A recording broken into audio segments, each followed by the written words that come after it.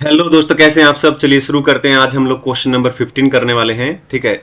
और ये काफ़ी इंपॉर्टेंट है एग्जाम के लिए। ये 2 से 4 नंबर का एक क्वेश्चन आपको मिल सकता है, ठीक है ना। लगभग 4 नंबर का एक अलग से क्वेश्चन इसके ऊपर पूरा बन सकता है।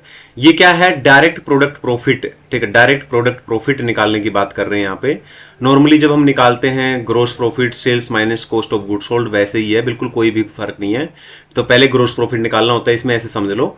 तो पहले इसमें सेल्स लिखेंगे आप, और उसके बाद कॉस्ट ऑफ गुड्स सोल्ड उसमें से माइनस कर देंगे, तो ग्रोस प्रॉफिट आ जाएगा, जिसको ये लोग ग्रोस मार्जिन बोलते हैं। वर्डिंग भी ध्यान रख लेना।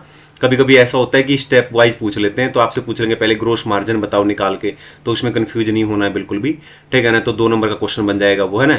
तो ऐसे करके फिर ग्रोस मार्जिन दे रखा होगा, हो सकता है दूसरा एमसीक्यू दे रखा हो, उसमें बोल रखा हो कि डायरेक्ट प्रोडक्ट प्रॉफिट निकालो। तो जो ग्रोस मार्जिन हमने निकाला है उसमें से डायरेक्ट प्रोडक्ट कॉस्ट माइनस कर देंगे, तो जो आएगा उसको बोलते हैं डायरेक्ट प्रोडक्ट प्रॉफिट। लेकिन सवाल ये है कि ये पहली बार सुना होगा कि डायरेक्ट प्रोडक्ट कॉस्ट होता क्या है, तो इसके लिए यहां पर, ठीक है ना, स्टडी मेट के अंदर ये 3 कॉस्ट दे रखी थी। वेयर हाउस याद रखना है, बिल्कुल याद रखना है, मतलब एग्जैक्ट याद रखनी है। वेयर हाउस, ठीक है ना। इसके अलावा ट्रांसपोर्टेशन एंड स्टोर, ये 3 कॉस्ट याद रखनी है। तो आपको क्या कर रखा होगा, 2 क्वेश्चन इसके ऊपर पूछ सकते हैं।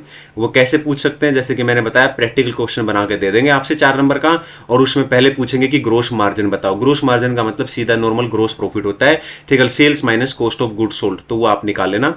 जैसे ही निकलेगा उसमें से फिर आप पूछेंगे सेकंड एमसीक्यू में डायरेक्ट प्रोडक्ट प्रॉफिट निकालो, ठीक है ना। तो उससे क्या करना है, जो ऊपर निकाला आपने ग्रोस प्रॉफिट यानी ग्रोस मार्जिन, उसमें से डायरेक्ट प्रोडक्ट कॉस्ट माइनस कर देना।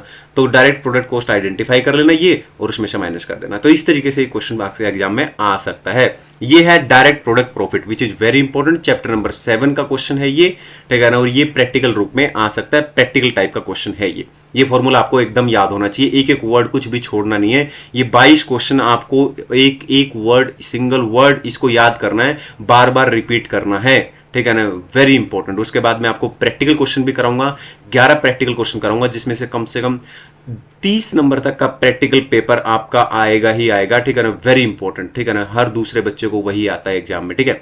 तो चलिए आज के लिए इतना ही, मिलते हैं नेक्स्ट क्वेश्चन के साथ, ठीक है।